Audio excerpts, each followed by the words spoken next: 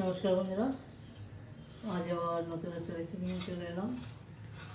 দেখুন, আমি কিছু ভেন্ডি কেটে নিয়েছি, অল্প করে একটু কুমড়ো কেটে নিয়েছি, ঠিক লম্বা লম্বা করেই কেটেছি ভেন্ডির মতন। একটু আলু কেটেছি, এটা দিয়ে একটু নিরামিষ তরকারি করব।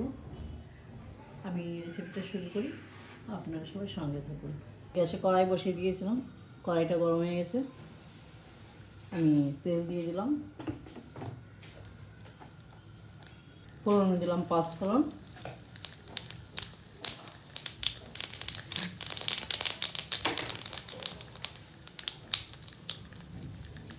সর্বপ্রথমে আলু কটা দিলাম। আলু কটাকে একটু হালকা নেড়ে নেব। কটা আমি হালকা করে ভেজে নিয়েছি। এবার এখানে কুমড়ো আর ভেন্ডিটা দিয়ে দিলাম।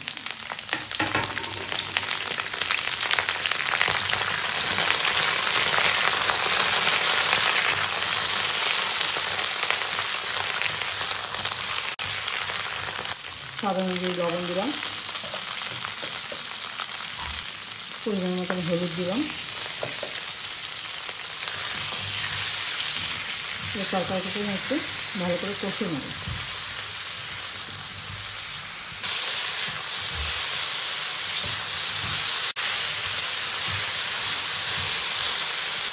তরকারিটা কষা হয়ে গেছে, এখানে জল দেবে।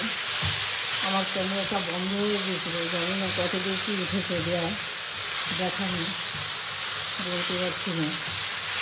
হঠাৎ তাকিয়ে দেখি ক্যামেরাটা বন্ধ হয়ে গেছে। এবার এখানে আমি জল দিয়ে দেবো।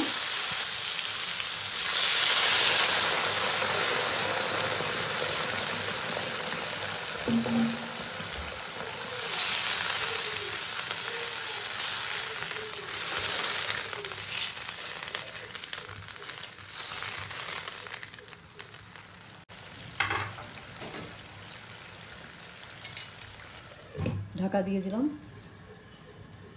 তরকারিটা ফুটতে ফুটতে এখানে আমি একটু সাদা সর্ষে একটু পোস্ত নিয়েছি। তরকারিটা ফুটতে ফুটতে এটুকু আমি একটু বেটে নিয়ে আসবো।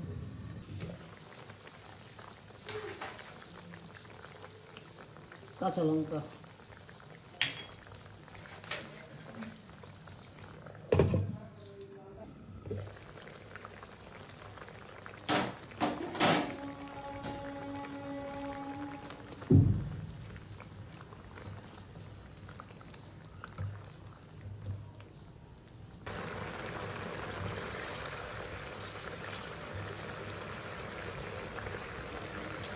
আর সমস্ত সবজিগুলো খুব সুন্দর গলে গিয়েছে।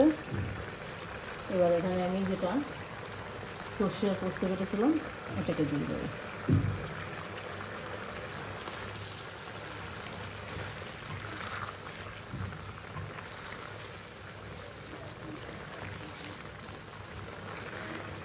সম্পূর্ণ নিরামিষ তরকারি।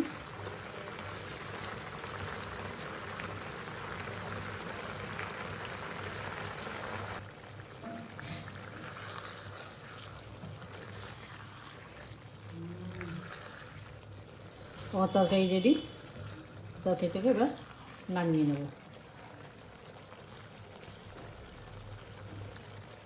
কুমড়ো আলু দিয়ে ভেন্ডির তরকারি করলাম, একদম হালকা মশলা করে।